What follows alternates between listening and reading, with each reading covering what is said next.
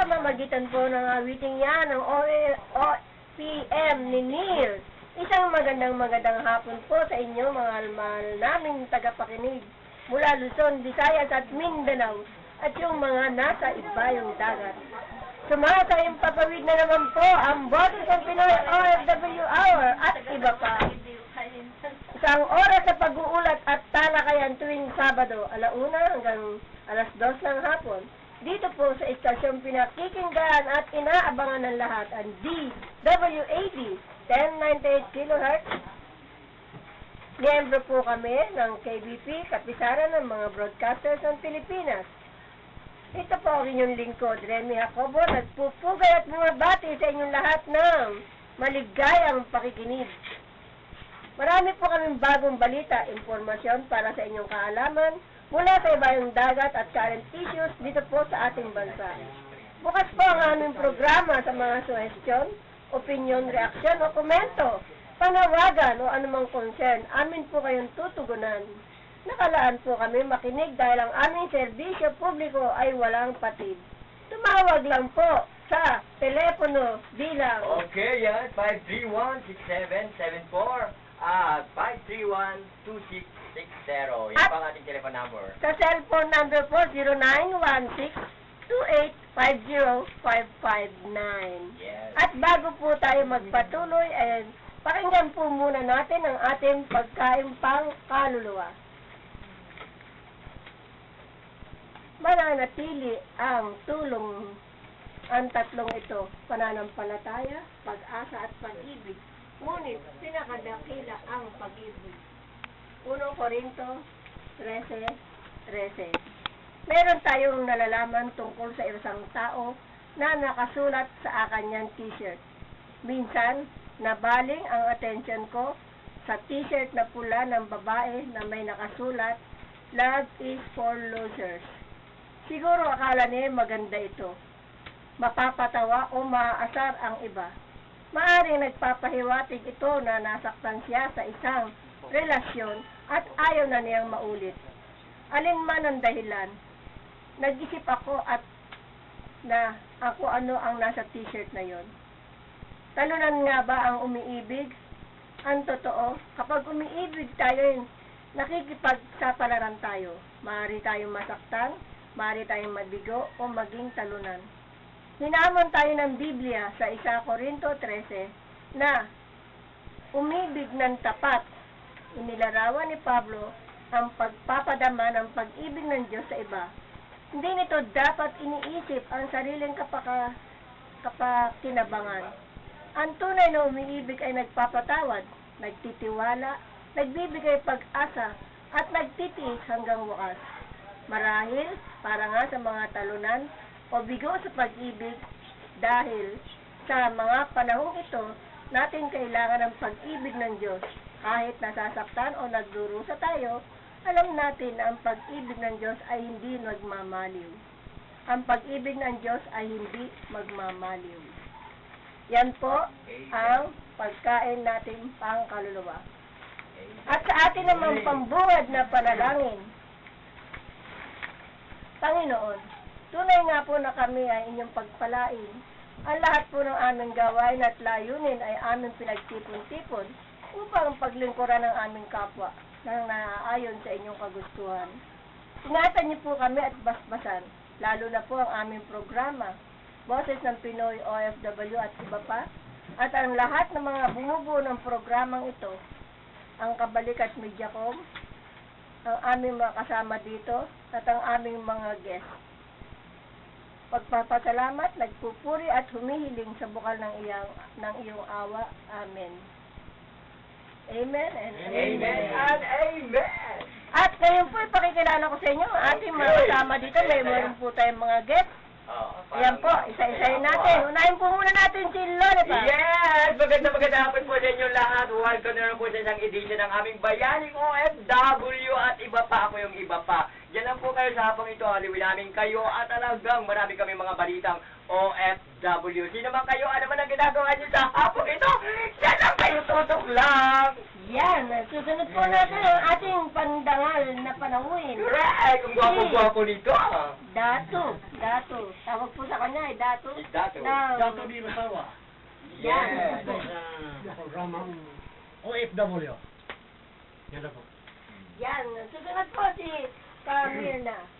Ang magaganda naman, grabe. Napapalibutan tayo ng magaganda Hapon ngayon. po, nandito po kami sa Boses ng Pinoy. Senior ng OFW. Iteño Cipriano sa OFW. Yes. At ngayon po si Capidel, ay si Bert. Parang ano ito eh. Bert. At si Neil. Si at saka Tita. Ano rin? Teddy Cho. Ano rin? Didi. Kunting... Ito muna, yung babae. Ito mahaba. Naku, nahiya si Ma'am. Naku, bestida pa naman. Dito po kami sa Pinoy. Bayaning OFW at iba pa. Ayan. Okay, go. Yung pa sa likod mo. Papa Telly, go. Good. Magandang umaga at hapon sa inyo lahat. Ay, Mga nakikinig. Sige, at marami po tayong mga katanungan nandito sa ating Yes, panauhin oo. tungkol po sa livelihood Foundation. at saka sa isang foundation. Foundation. Mamaya po sa inyong pagtatanong yan po. Yan. Rain Mga, Foundation. kung meron pa kayong gustong itawag po dito, mamaya makinig po kayo at itawag niyo po dito sa telepono namin, 531-6774 po. Yan. 531-2660. Yan. Ano po ang linya namin dito? At ito na po ang ating balita. Pinay sa Oman natangayan ng 180,000 pesos. Oh, ang laki ah. Naisahan ng sindikatong gumagamit ng mga social networking sites ang isang Pinay sa Oman matapos itong makulimbatan ng tinatayang 180,000. Nabatid na ang Pinay na nagtatrabaho bilang receptionist ay nabiktima ng isang lalaking galamay ng sindikato na nangangalang Mark Donald, isang byudo mula sa Kuno sa United Kingdom. Kinaibigan umano ng suspect ang Pinoy hanggang sa maging madalas ang palitan ng mensahe at nagtatawagan sa loob ng 2 linggo.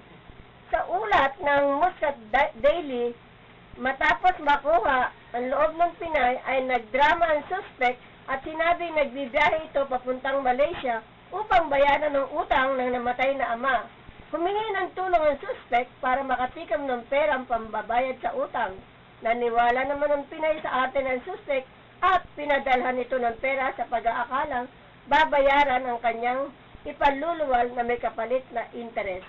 Nangako rin umano ang suspect na makipagkita sa Pinay sa Oman. Lalo pa umanong napaniwala ang Pinay dahil maging ang ina ng suspect ay nakiusap para siya ay tulungan, ngunit na-discover ng Pinay na nayari siya ng sindikato na nakabase sa Malaysia. Yan.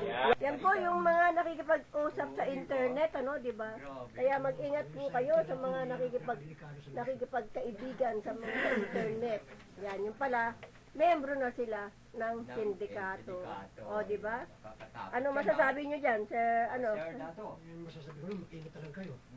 O, yan. Bagay na yan. Correct. Yung mahilig makipag-internet, nakikipag-chat, nakikipag... Nakita ng mga gwapo eh. Yan, oo. Nakikipag-internet. Ako ano, nga, pag mahirap. gwapo, bisa ako paksalan, Tita Remy. O, yan, di ba? Oo. O, yan. Kaya ako kay Betsura, hindi ako nang bibiktima. Oo nga. Pero nung makitang bakla ako, ay, umayaw! Umayaw, Tita Remy, nainis ako. Siguro pag marami kang pera, yan, gugustuhin ka. Tama. Yan, o, Correct. diba? At marami palang pera tong Pinay na to, ba't hindi mo sana ipinamudmud dito sa mga mahihirap na tao dito sa ating Sa bansa. akin, para may pumasaya ko. Oo, dami. Pupunta pa naman sa si Sir. Ibigay niyo Yan. sa amin yan. Yan. OFW na tumalon sa gusali. Meron muna tayong May tawag. tawag, Sandali may lang ha. Si Florencio. Pasok, Florencio. Florencio, ang ating field reporter, go! Yes, magandang hapon, Mr. Patricio. Okay. Sa Tondo chapter kayo. Nandun sa hirap naman dyan sa lugar ko. At babatiin ko lang po ang aming barangay captain na matapang sa matapang, mabait sa mabait. At pinagaganda ang aming barangay dito sa barangay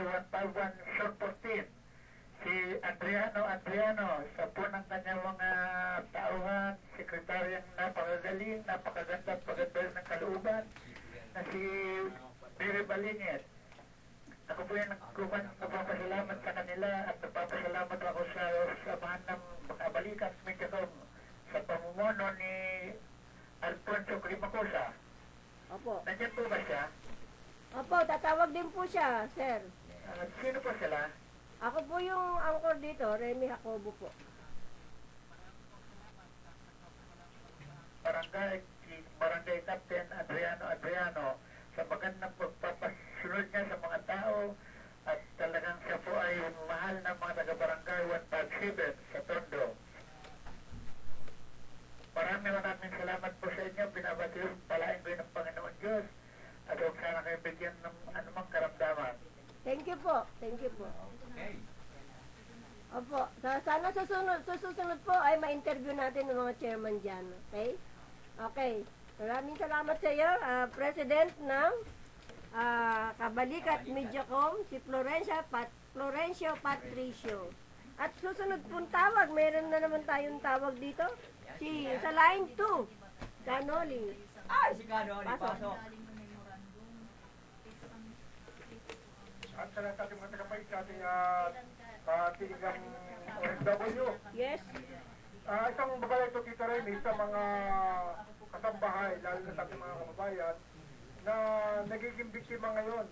Itong mga hindi maganda nangyayari ngayon sa ating mga kababayan, yung mga ka-textmate nila mismo ang mga pumapasok dito sa mga bahay ng kanilang ka-textmate. Ito yung magkakasunod na pangyayari dito sa lugar mismo ng naka-restrict sa Labes Bukid, Manila.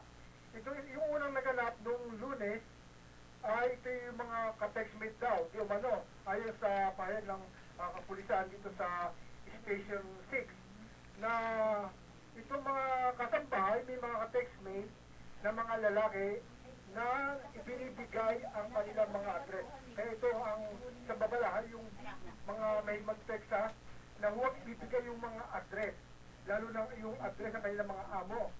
At ito ngay napasok itong bahay dito at ang nakuha ay mahigit na kalahating milyon. Diba? Tita Ren, ang laking pera na wala. Oo Dito nga. sa isang pasukan lamang ito mga masasamang loob na ito ay malaki ang nakuha. At ang masama pa dito, yung mga tao ay tinulong pa sa loob ng kubeta. Kaya isang babalay sa mga kababayan natin, particular na sa kanila mga kasambahay, na iwasang makipag-textmate at ito ang nagagamit ngayon ng mga masasamang loob. At yung naganap naman ng Martes, ito naman yung tinatawag nating dugo-dugugang. Ito rin ang hinalabi dito nilang mga kapulisan ay yung ka-textmate din to ng kapulong. Dahil alam ang lahat ng detalye dito sa paikot-ikot sa bahay mismo ng kanyang amo. At ang nakuha naman dito, Tita Remy, alam ba kung magkano? Magkano nakuha? Alahas at dollar wala umaabot ng 2.1 million. Wow, ang laki.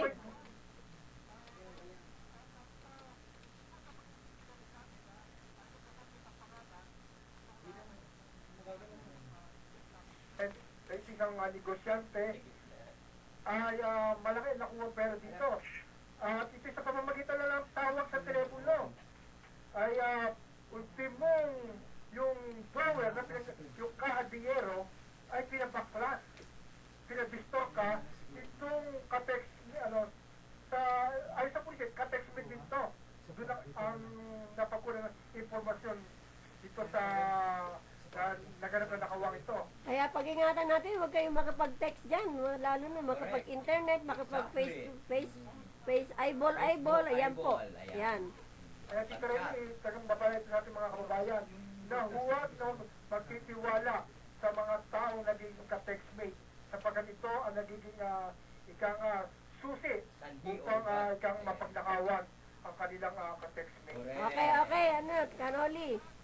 Gusto rin na magbigay ako ng komentary sa ginanap na zona ni Pangulong Pinoy.